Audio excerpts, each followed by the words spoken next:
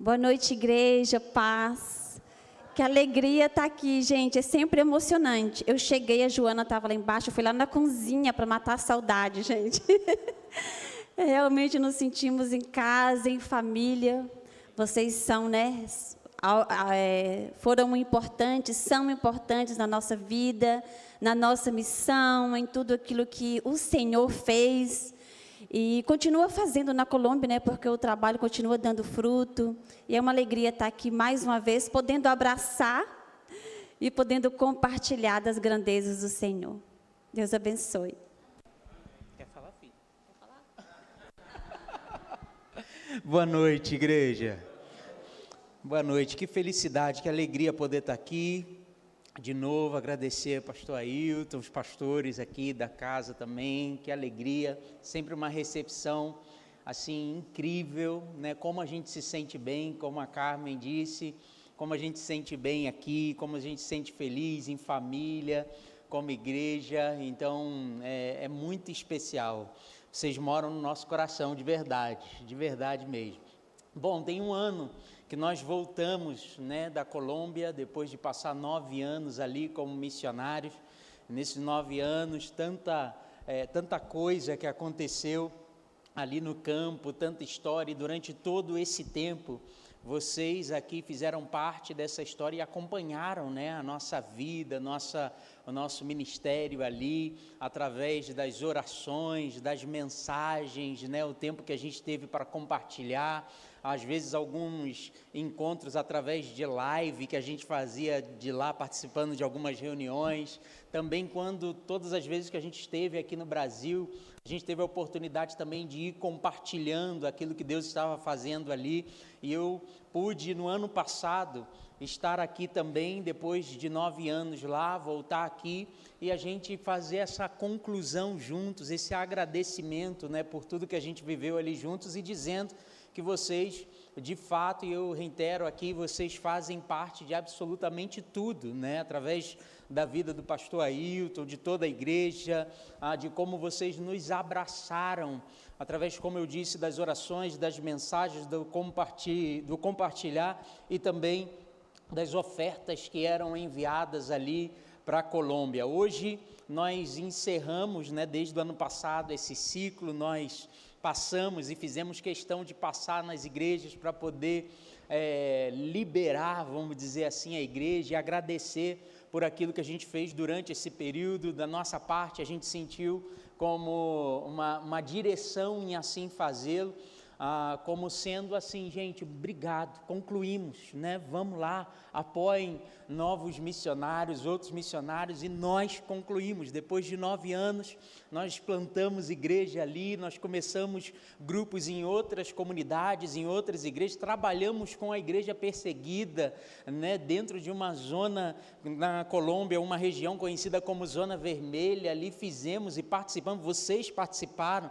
de criação de granjas, de plantações para povoados refugiados começarem em outra região. A PIB Lins participou disso, né? E nós estamos tão felizes porque hoje, como a minha esposa disse, o trabalho ele continua avançando.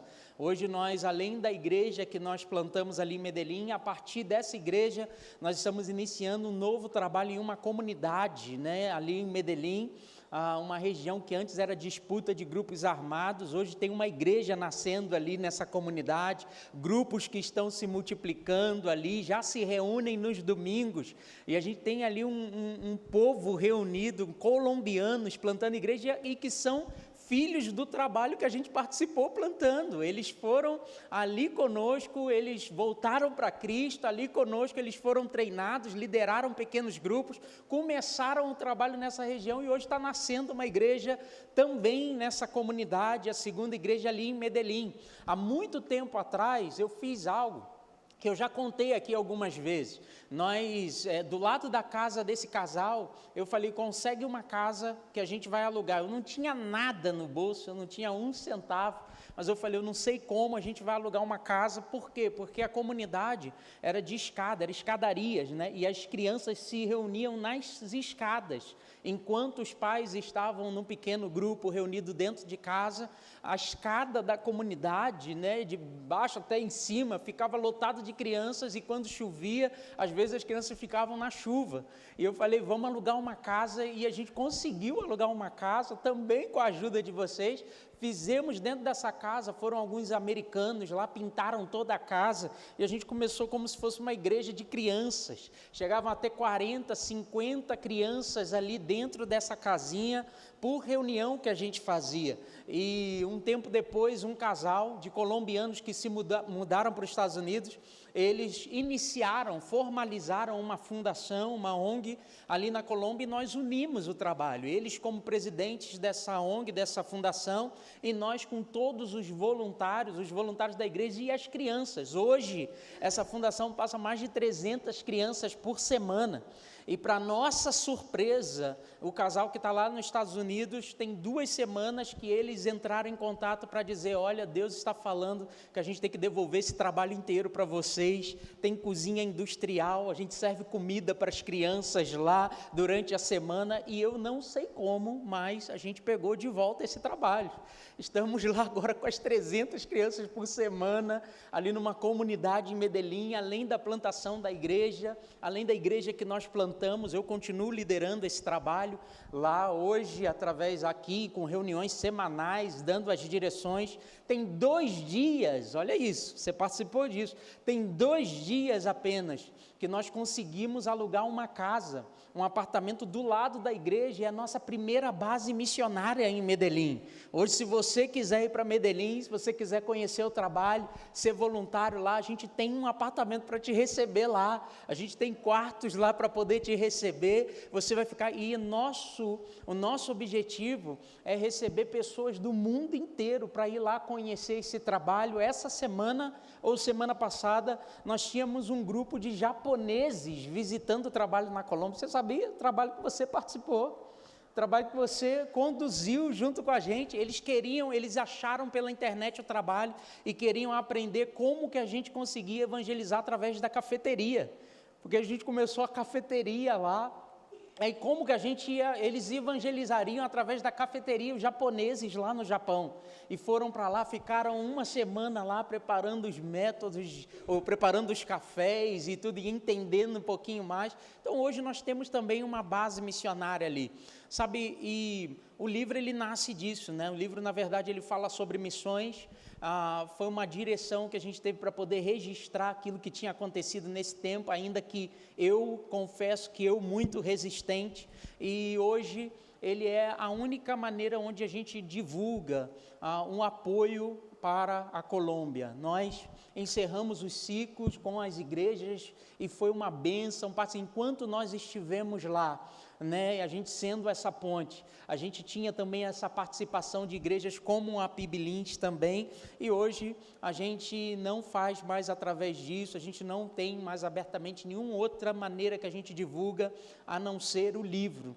Então, o livro hoje, ele nasce também como uma resposta a essa missão, sabe? A maneira que nós hoje queremos apoiar essa missão, apoiar esse lugar, é através também da venda dos livros. Então, ao adquirir o livro, não é só apenas comprar um objeto, algo que você vai ler, mas é você estar realmente ofertando para que a gente possa continuar com esse trabalho ali na Colômbia. Amém, igreja? E eu quero mais uma vez agradecer você por você fazer parte dessa missão conosco. Então, no final, a gente vai estar ali embaixo também. Eu quero te dar um abraço também, agradecer você sobre isso, e se assim você desejar, você pode também adquirir o livro. Abra sua Bíblia comigo em Lucas, capítulo 15.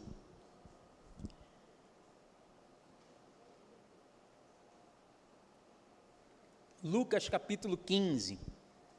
Gente, eu entro aqui e são tantas lembranças, mas tantas lembranças, porque eu passei minha adolescência toda aqui, não dei trabalho, né, pastor?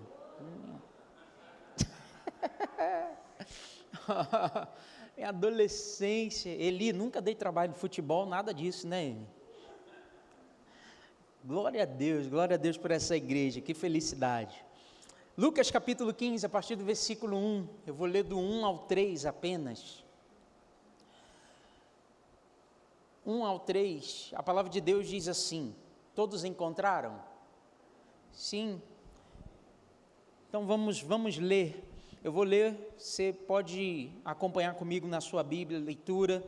A palavra de Deus diz assim: todos os publicanos e pecadores se aproximaram de Jesus para ouvi-lo. Contudo, os fariseus e os mestres da lei o criticavam. Este homem recebe pecadores e come com eles. Então, Jesus lhes contou esta parábola. Eu vou ler de novo. Lucas capítulo 15, do 1 ao 3, diz assim: todos os publicanos e pecadores se aproximaram de Jesus para ouvi-lo. Contudo, os fariseus e os mestres da lei criticavam. Este homem recebe pecadores e come com eles. Então Jesus lhes contou esta parábola. Vamos orar, irmãos? Pai, nós te agradecemos pela tua palavra, agradecemos, ó Pai, pela oportunidade que nós temos de estar aqui reunidos, ó Deus, o privilégio que nós temos de servir ao Senhor, a alegria, ó Pai, de pertencer a essa família, a família de Deus. Obrigado, ó Pai, pela tua palavra, toca os nossos corações nessa noite, ó Deus, nós estamos prontos para receber da semente da palavra de Deus e não seremos mais os mesmos, em nome de Jesus, amém e amém, aleluia. Sabe, eu considero que é importante a gente entender, sabe, o motivo pelo qual Jesus, ele coloca para a gente uma ilustração, uma parábola, né? E para a gente poder entender aquilo que ele quer dizer, aquilo que ele está falando, a gente precisa talvez ver um pouquinho antes a intenção, o que levou Jesus a falar aquilo. Ele não começou a falar sobre uma parábola apenas aleatoriamente, né? Tudo está dentro aqui de uma realidade, de um contexto, né? De uma história. E eu acredito que a gente voltar um pouquinho, ler esse início, como essa introdução desse texto que fala sobre parábolas muito conhecidas, eu acho que ajuda a gente a entender um pouquinho o sentido que ele traz para a parábola. Então, aqui o que está acontecendo, o texto ele vai falar que existiam publicanos e pecadores sentados à volta de Jesus e escutando aquilo que Jesus estava dizendo. Os publicanos, eles eram pessoas encarregadas, por exemplo, da cobrança dos impostos e talvez pela maneira que eles faziam. E até por cobranças abusivas, eles não eram pessoas, talvez muito agradáveis ou muito queridas pela população nesse tempo. Tanto que a Bíblia ele fala sobre publicanos e pecadores, não fala nem somente sobre os pecadores, já que em alguns momentos eles roubavam, eles poderiam ser incluídos apenas como pecadores, mas a narrativa aqui, ela faz questão, né, de separar os grupos. Existiam sim os pecadores, e junto com eles os publicanos, ou os publicanos aos pés de Jesus, e junto com eles também os pecadores, e era a essas pessoas que Jesus estava entregando a sua atenção. Ele estava ali pregando e sentado junto com ele, colocando a atenção em Jesus, estavam justamente esses que eram os publicanos e os pecadores. Talvez pessoas que olhavam para esse grupo de pessoas e entendiam aquilo que eles estavam vivendo, quem eram eles, quais eram as práticas no seu dia a dia, o que de fato eles viviam ali nesse momento, e por isso ficou fácil talvez descrever para a gente quem eram essas pessoas, ou através do que eles eram conhecidos, ou a prática que eles faziam, que trazia o seu conhecimento. E a Bíblia fala também aqui no texto, que olhando para esses publicanos e pecadores sentados à volta de Jesus, estavam também ali os fariseus e os escribas, ou seja, cúpula religiosa olhava para esse cenário onde estava Jesus, colocando a sua atenção a publicanos e pecadores, olhava para eles e talvez eles olhavam para esse cenário e olhavam com muito, vendo de uma maneira muito estranha. Talvez aquilo que vinha no coração deles, talvez estou só aqui pensando, mas talvez o que vinha no coração deles era, está vendo, se ele fosse de fato quem ele está dizendo que é, ele não estaria colocando atenção a esse tipo de pessoas, ele não estaria perdendo seu tempo e sentado com esse tipo de pessoas. Afinal de contas, nós somos os religiosos, nós somos aqueles que fazem tudo certo. Se ele fosse de fato quem ele diz que é, talvez ele estaria melhor gastando o tempo dele conosco e não com eles. Ele estaria sentado com a gente, nós estaríamos talvez discutindo assuntos teológicos importantes, nós estaríamos discutindo sobre coisas que são relevantes, mas olha só com quem ele está sentado.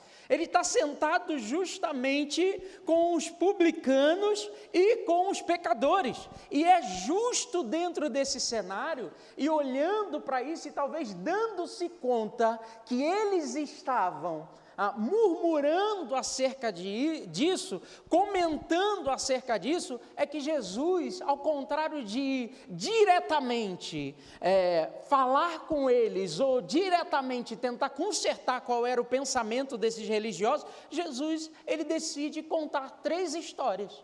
Ele decide contar 3 parábolas, dando-se conta do que estava acontecendo no coração, passando pela mente desses homens. Jesus, ele começa a falar, certa vez, ou imagina, um homem que tem 100 ovelhas, você está aqui comigo, você está entendendo?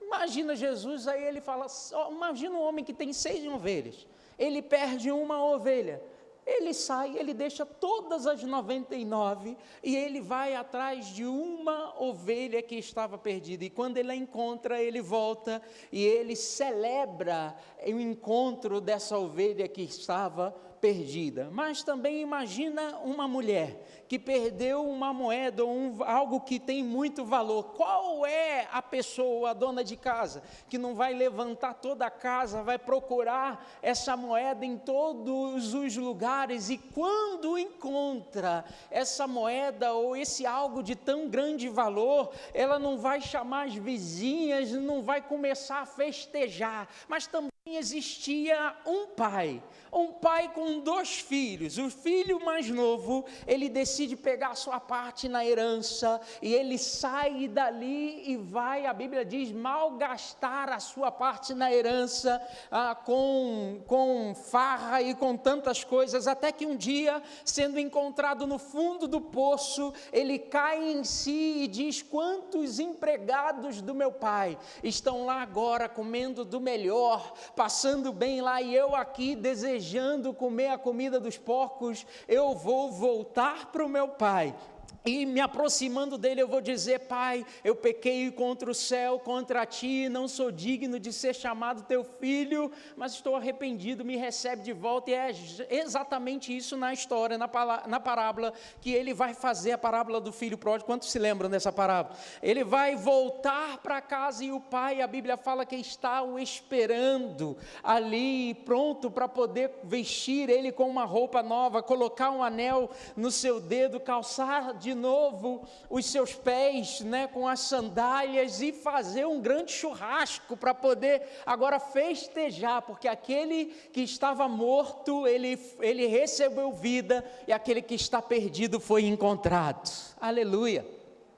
O que Jesus estava fazendo, então, era confrontando a ideia desses religiosos que estavam admirados do motivo que levou, ou porque Jesus estava sentado com aquela classe, entre aspas, de pessoas.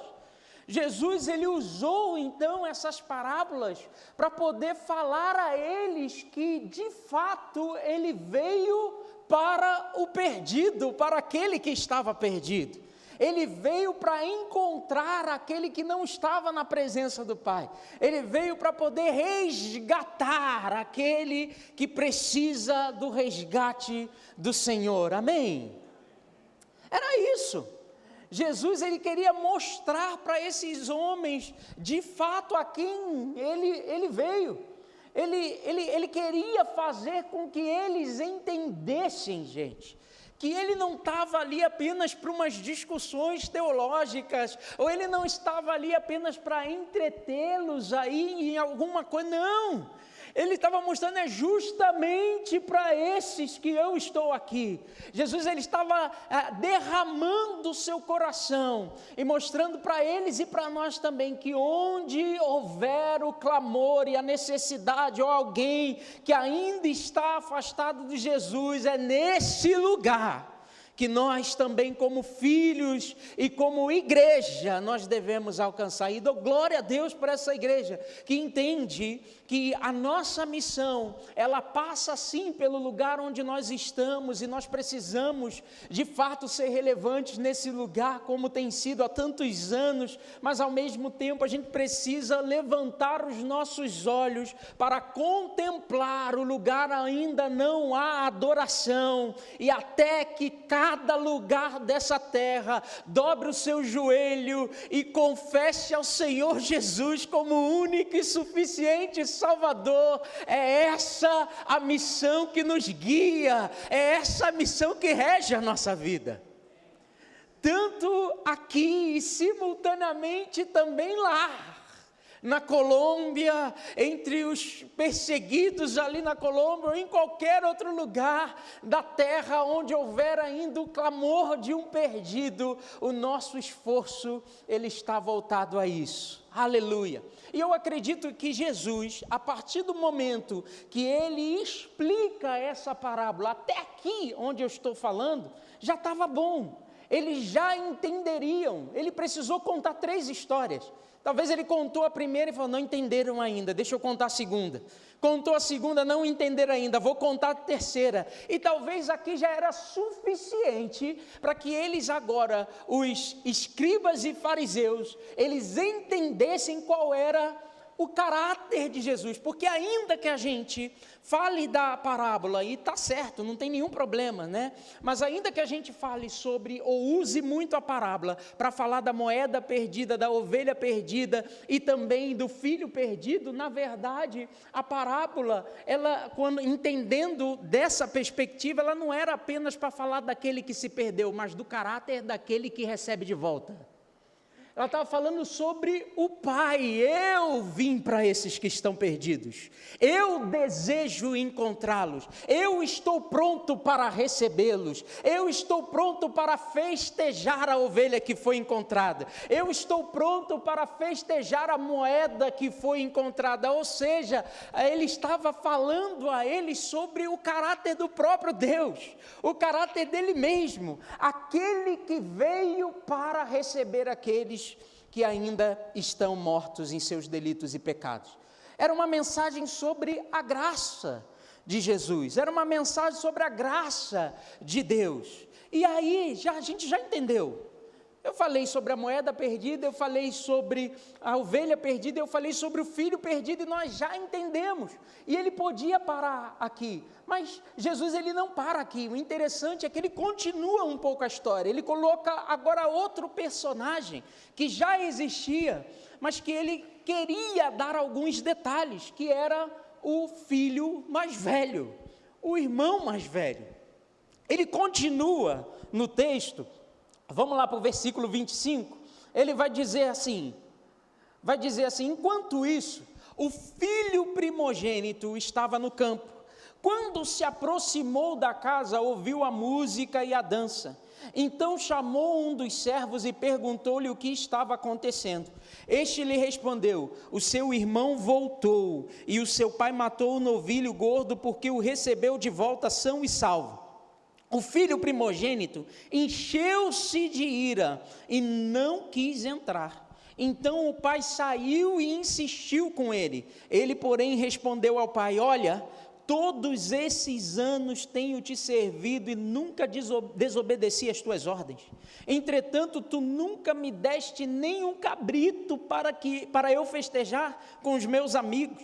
Quando, porém, volta para casa esse teu filho, que esbanjou os teus bens com as prostitutas, matas o novilho gordo para ele.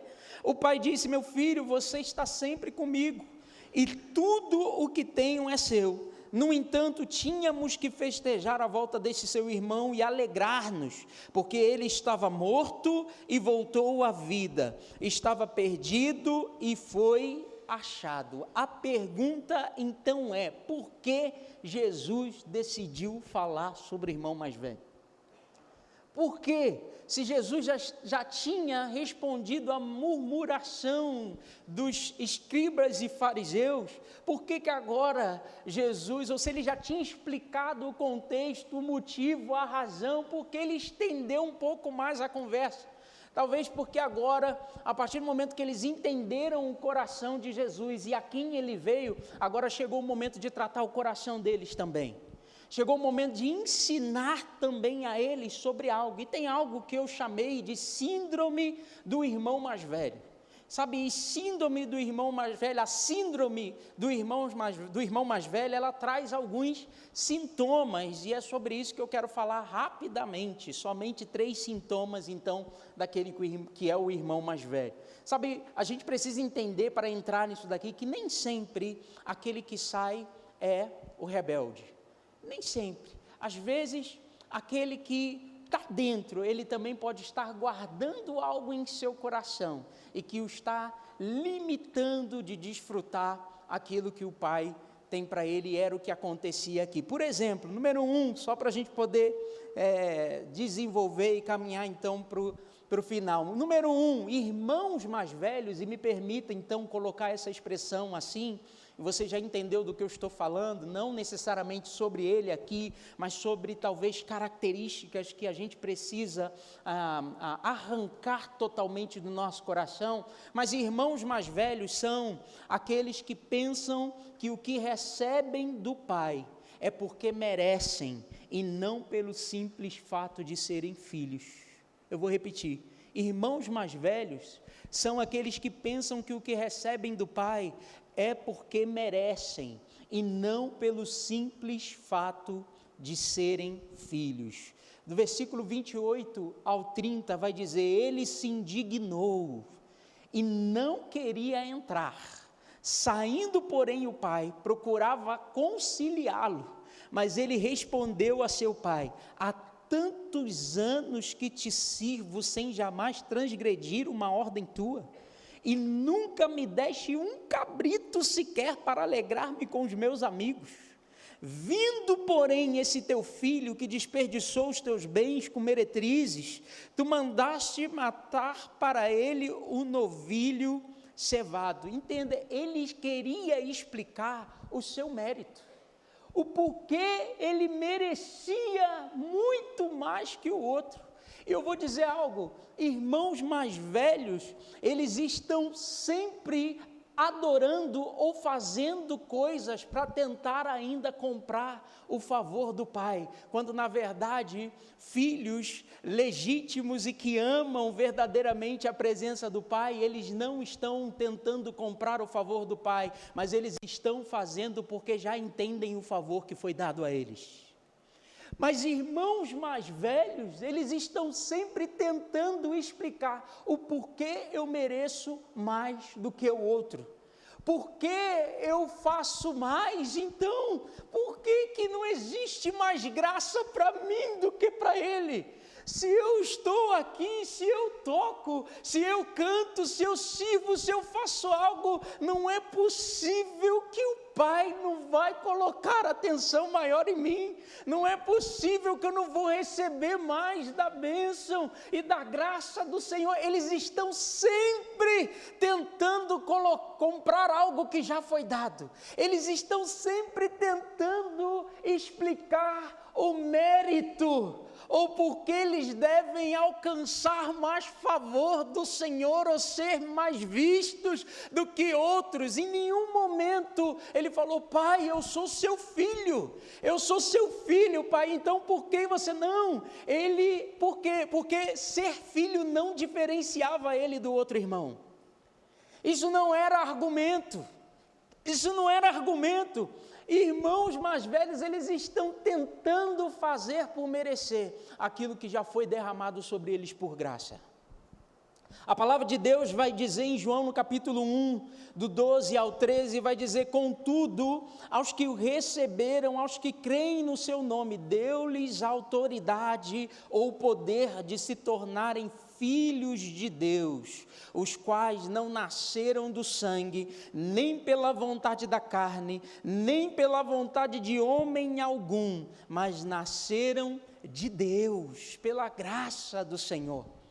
A palavra de Deus vai dizer lá no livro de 1 João, capítulo 3, versículo 1, vai dizer assim: vejam como é grande o amor que o Pai nos concedeu, a ponto de sermos chamados filhos de Deus, o que de fato somos. Meu irmão, minha irmã, nós somos filhos. Ei, tem alguém aqui comigo? Nós somos filhos, somos amados pelo Senhor.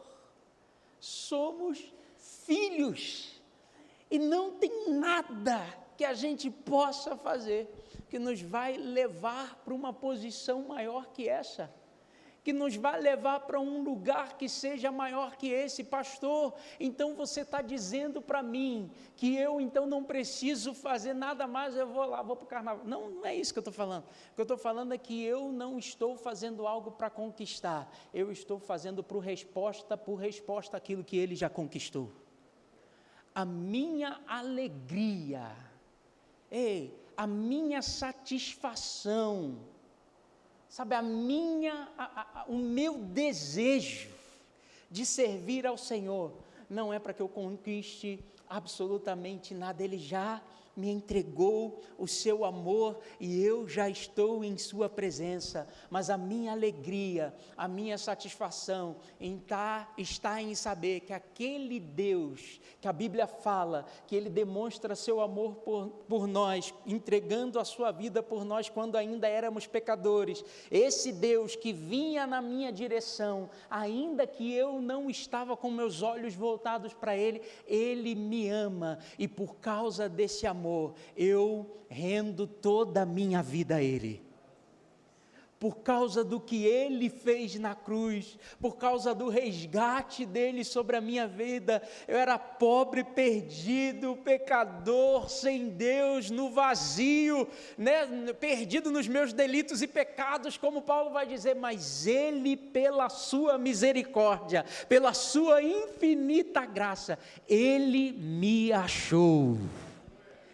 Ele me encontrou e hoje a minha vida é para Ele. Aqui no Lins, no Brasil, em São Paulo, na Colômbia ou em qualquer outro lugar que Ele me chamar, eu vou. Por quê? Porque eu quero alcançar algo dEle? Não, porque Ele já se derramou sobre mim. Por causa do seu amor sobre a minha vida. E hoje é por causa desse amor que eu me rendo a Ele, vivo para a glória de Deus. Tem alguém entendendo aqui o que nós estamos falando? Somente por isso. Mas irmãos mais velhos, ponto número 2, os filhos ou irmãos mais velhos são aqueles que têm dificuldade de reconhecer a graça de Deus, sempre que não seja a seu benefício próprio.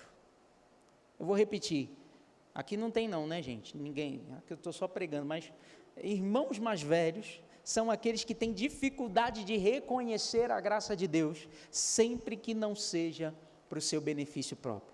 Pastor, explica isso. Sabe quando é para Ele? Quando é Ele que falhou? Quando é Ele que passou por alguma dificuldade? Ele fala, Deus tenha misericórdia da minha vida. Irmãos, olhem para mim com misericórdia.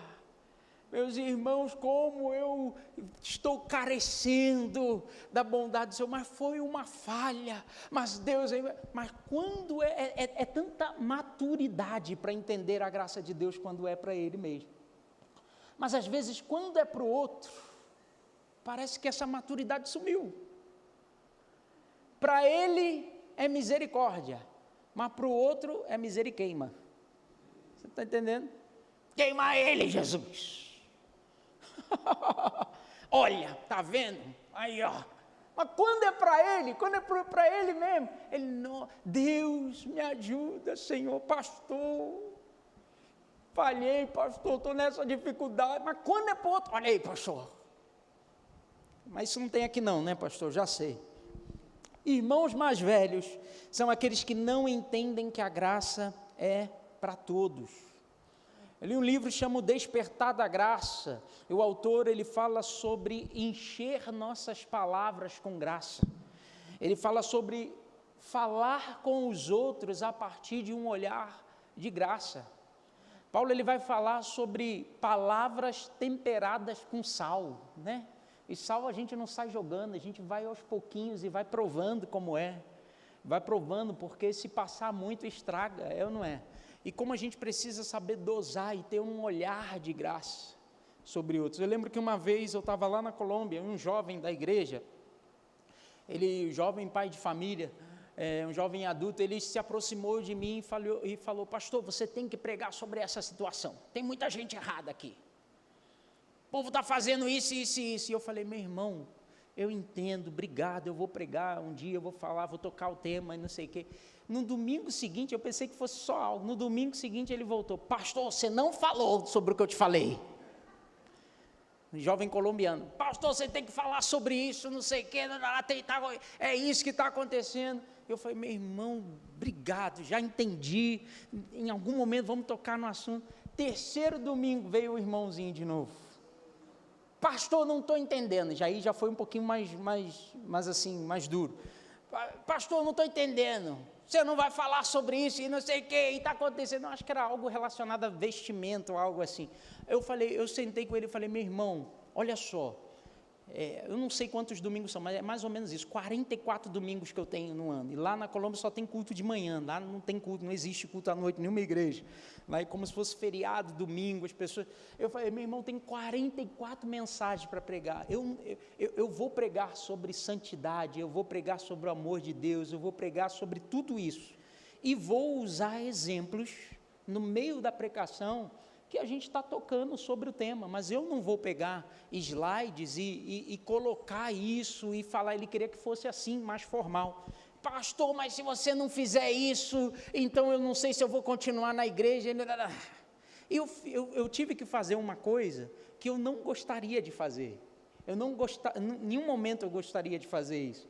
Mas nesse momento eu fui impulsionado a fazer. Eu sentei com ele e falei assim, meu amigo, vamos conversar. Alguns anos atrás, 3, 4 anos atrás, eu acordava de manhã, domingo, 5 e pouca da manhã e começava a rever tudo e tal, preparava um cafezinho, botava uma música no fone, começava a meditar na mensagem, para depois, 10 da manhã, estar lá pregando na igreja. E eu sempre fazia isso. E um dia eu acordei 5 e meia da manhã, fiz o meu cafezinho, fiz tudo, 6 e 15 mais ou menos da manhã, de domingo, eu recebo uma ligação. Não parou de chamar, eu recebo uma ligação. Quem era? Era esse irmão, era esse jovem.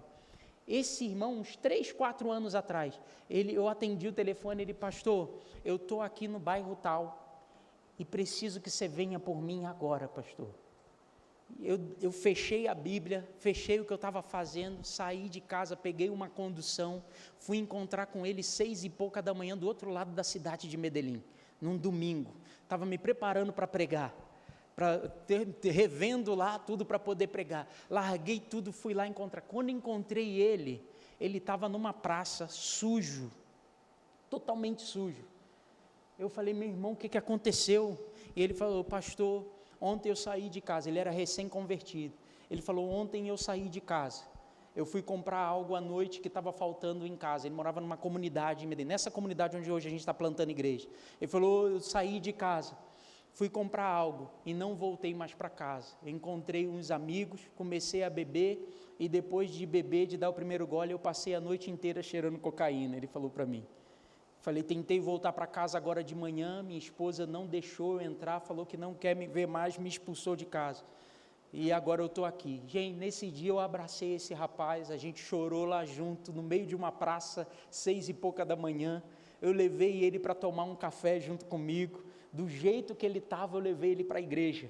E ali na igreja nós ajudamos eles, acompanhamos o casamento dele, eles restauraram o casamento, tem 2 filhos, são líderes de GC, ele montou uma empresa, a empresa está indo excelente hoje, prosperaram de maneira incrível, que Deus está fazendo na vida dele. Então nesse momento que ele estava ali me impressionando, eu falei: meu irmão, você lembra 4 anos atrás quando você me chamou, às 6 e pouca da manhã, e que eu fui te encontrar?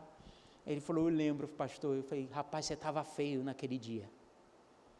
Rapaz, seu cheiro não era bom, sua roupa estava suja, você estava mal. Naquele dia eu te abracei, naquele dia a gente tomou um café junto, eu te levei para a igreja, você restaurou seu casamento, a Carmen acompanhou sua esposa, e eu nunca parei para falar com você sobre esse tema que você está querendo que eu fale. Nunca. E olha como é que você está bonito hoje. Eu falei para ele: olha como é que você está lindo, cara. A única coisa que eu te peço é: tenha o mesmo olhar de graça que eu tive com você naquele dia. Tenha com essas pessoas o mesmo olhar. Olhe para eles e abrace. Olha para eles da mesma maneira que o Senhor te olhou naquele dia, meu irmão. Sabe, não seja como esse irmão mais velho aqui na história, com dificuldade de compreender a graça de Deus sempre quando é com o próximo, mas quando é com você, você celebra essa graça. Olhe com alegria, com satisfação, entendendo que o mesmo Deus que alcançou a sua vida e te abraçou e te resgatou nesse dia, é o mesmo Deus que está operando na vida desse irmão, ainda que ele não tenha total compreensão ainda hoje. Mas em algum momento eu sei que o Espírito Santo, assim como tocou a sua vida, ele vai também tocar e resgatar completamente esse irmão do lugar onde ele está. Tem alguém entendendo aqui comigo? Irmãos mais velhos são aqueles que têm dificuldade de reconhecer a graça de Deus sempre que não seja em seu próprio benefício. E por último, irmãos mais velhos são aqueles que procuram ser afirmados todo o tempo, enquanto que o pai deseja que ele encontre a sua satisfação apenas no fato de serem filhos e viverem na presença do pai. Lucas capítulo 15, 22 e 23 diz assim: contudo, o pai disse aos seus servos: depressa, tragam a melhor roupa e vistam nele, coloquem-lhe um anel no dedo e calçado nos pés, tragam um novilho gordo e matem-no, vamos comer e festejar, diz o versículo 23, versículo 24 continue: pois este meu filho estava morto e voltou à vida, estava perdido e foi achado. Então começaram a festejar o seu regresso. Gente, o pai disse isso ao filho mais novo, aquele que tinha saído, aquele que tinha gastado tudo, aquele que tinha malgastado tudo que ele tinha recebido como herança. O texto fala que ele gastou com festas, prostitutas, e agora arrependido por chegar ao fundo do poço, ele estava voltando para casa, e o pai agora para ele abre os braços, o recebe e diz para vestir ele com roupas novas, colocar o calçado nos seus pés e dar a ele o anel, que provavelmente significava aquilo que era a sua identidade, né, como um filho ali. Mas o pai não falou a mesma coisa para o filho mais velho, e provavelmente o pai não falou isso para o filho mais velho porque ele já estava com as vestes limpas, ele já estava com os seus pés calçados, e ele já tinha na sua mão o anel que lhe dava a identidade e a autoridade. Mas ele não entendeu que mesmo tendo tudo isso com ele, sendo beneficiado por sempre estar na presença do pai, ele não entendeu qual era o coração do pai. Ele não entendeu que era aquele que estava perdido, que agora precisava ser vestido, aquele que estava perdido, que precisava agora ser limpo, aquele que estava perdido era o que necessitava agora ser revestido da sua autoridade, confirmada a sua identidade. Ei, igreja, a gente precisa tomar cuidado para que ainda na presença do Pai, a gente perca o coração do Pai e a essência do Pai. Ainda desfrutando da presença do Pai todo o tempo, a comodidade da casa do Pai tirou os olhos dele do coração do Pai.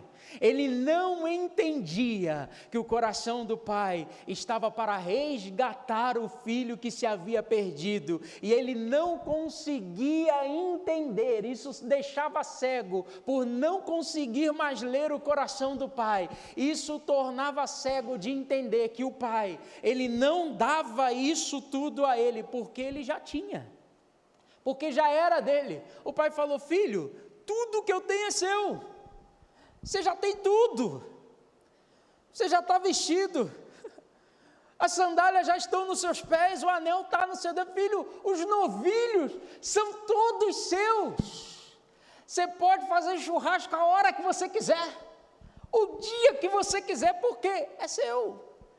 Porém, o fato de estar acostumado com isso, o fez cego para o entendimento que o coração do Pai estava no perdido.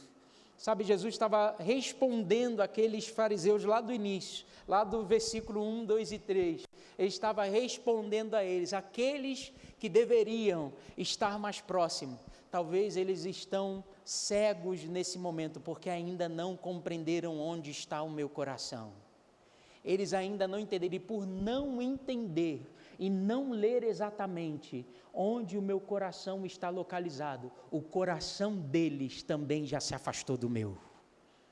O coração deles já não tem sensibilidade e não percebem que é exatamente essa a missão que nós temos, alcançar e resgatar aquele que estava perdido. Falou: filho, tudo que eu tenho é seu.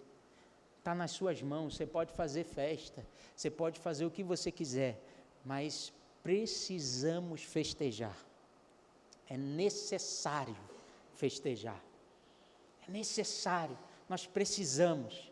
Por quê? Porque aquele que estava perdido, ele foi encontrado, e aquele que estava morto, ele ressuscitou. Igreja, nossa alegria, o nosso coração, ele deve bater na frequência do coração do nosso Pai, e no coração do nosso Pai está apenas um desejo: vidas, a nossa vida derramada no seu altar, mas também aqueles que ainda não foram alcançados, sendo resgatados para poder viver para toda eternidade com Ele. Você pode ficar de pé no seu lugar para a gente poder orar?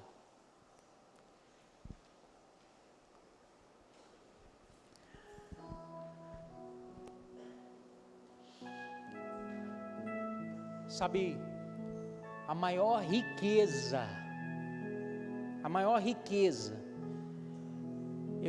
eu penso assim, a maior riqueza desse filho mais velho, e que talvez ele não tinha percebido totalmente, era o fato de nunca ter se afastado da presença do Pai. Ele está lá, estou aqui desfrutando. Ei, eu estou aqui desfrutando. Você está entendendo aqui? Eu estou aqui de Deus, eu tenho o Senhor. O Senhor vive em mim, o Senhor habita em nós, o Senhor está conosco. Antes eu estava perdido, eu estava afastado, eu vivia segundo a presente ordem desse mundo, segundo aqueles que ainda, ou igual aqueles que ainda atuam ou estão na desobediência e vivem nas trevas, como eles. Nós éramos merecedores da sua ira, vivíamos segundo os desejos da nossa carne, mas Deus, o Senhor que é rico em misericórdia, o Senhor me encontrou. O Senhor me achou, e a partir do momento do dia que o Senhor me achou, Deus, eu não saio mais da sua presença, e essa é a maior riqueza que eu tenho. Como Moisés lá no livro de Êxodo fala: Senhor, se o Senhor não for comigo, nem me envie, porque como vão a distinguir a nós e qualquer outro povo da face da terra se o Senhor não estiver conosco? É a sua presença, Senhor, é o Senhor estando comigo. Essa é a maior riqueza que eu posso ter, essa é a maior alegria. E a partir do momento que eu tenho essa compreensão para minha casa, para minha família, para o meu ministério, então não é aquilo que eu alcanço, não é a conquista que eu faço, não, eu já tenho tudo, o Senhor está comigo. A partir do momento que eu tenho essa compreensão, Deus não é no palácio, ou também não é no deserto, não é no Lins, não é em Jundiaí, não é na Colômbia, não é no Afeganistão, é em qualquer lugar. O Senhor está comigo e isso é suficiente. Eu estou com o Senhor, e essa é a maior grandeza, é o que eu tenho de maior valor nessa vida. E nada, assim como o apóstolo Paulo vai dizer em Romanos, e nada vai me separar desse amor, nada vai me separar dessa realidade, nada vai me tirar, Senhor, da tua presença. Como o salmista também vai dizer: se eu subo no mais alto céu, o Senhor está lá, mas se eu desço ao mais profundo, ao lugar mais profundo, o Senhor ainda comigo está. Ainda que eu ande pelo vale da sombra da morte, Senhor, eu sei que Tu estás comigo. Meu irmão, a gente não pode ser roubado do entendimento da grandeza de permanecer na presença do Pai, do entendimento que tudo, tanto aquilo que foi entregue ao filho menor, para que ele fosse, como também aquilo que era do filho mais velho, tudo veio do Pai. Mas os recursos que vieram do Pai, longe da presença do Pai, eles são escassos. Então que maravilha participar de uma obra como essa, de uma conquista como essa. Por quê? Porque eu estou pegando aquilo que veio do Pai, eu tenho o privilégio de empregar naquilo que é a causa do meu Pai. Aleluia, que bênção, que maravilha. Deus, como é bom te pertencer ao Senhor, como é bom que os meus filhos, a minha casa pertençam a Ti, como é bom que a minha filha se desperte para ser uma grande missionária, não sei onde, em qualquer lugar, mas entendendo, é ou não, pastor Zeca? Entendendo que ele é herança do Senhor, pertence ao Senhor e estará contigo por onde for. E essa é a maior riqueza que nós podemos ofertar a eles, o entendimento da sua presença. Eu quero orar por você, feche seus olhos. Pai, muito obrigado, ó Pai, obrigado porque o Senhor está conosco todos os dias. Obrigado, ó Pai, porque o nosso coração, ele pertence a Ti, ó Pai, a nossa vida é Tua, Senhor. Ó Pai, nós nos rendemos ao Senhor nessa noite. Ó Deus, entregamos a nossa vida e o nosso coração a Ti. Ó Deus, se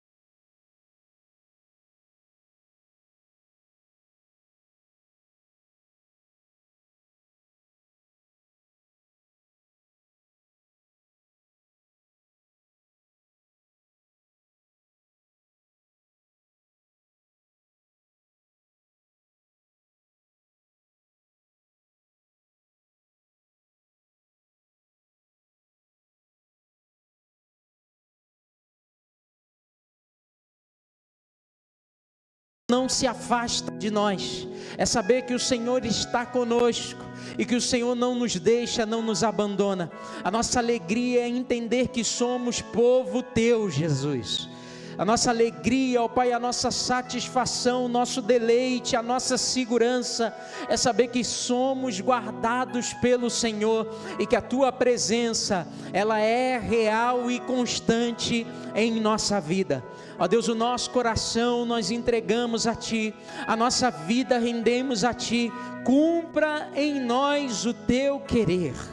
Cumpra a Tua vontade em nós, aqui, ó Pai, em Lins de Vasconcelos, no Rio de Janeiro, ou em qualquer lugar dessa terra. Cumpra a Tua vontade em nós. Pertencemos a Ti. Não permitimos, ó Pai, que essa comodidade da casa, o entendimento, ó Pai, o pertencer à casa, nos afaste do Teu coração, Jesus. Ó Deus, nós permanecemos agarrados em Ti, presos a Ti, com o coração no Teu coração, entendendo a Tua missão, entendendo aquilo que o Senhor veio. Não nos comportamos como esses religiosos, ó Pai, no início, e não, Pai, não somos mais como aqueles que estavam perdidos. Nós estamos em Ti, ó Deus, presos a Ti, mas entendendo que tudo o que nós temos, tudo o que somos, é por causa do Teu amor, da Tua misericórdia, ó Deus, é por causa daquilo que o Senhor tem derramado sobre nós. Obrigado, Jesus. Obrigado, Jesus. Obrigado, Jesus. Renova as nossas forças, renova a nossa alegria em Ti, alegria em Te servir, ó Deus, em nome de Jesus. Vamos avançar, vamos conquistar esse espaço, nós vamos, ó Pai, avançar para aquilo que o Senhor tem para as nossas vidas e para essa igreja, em nome de Jesus. Amém e amém. Que o Senhor os abençoe em nome de Jesus. Aleluia.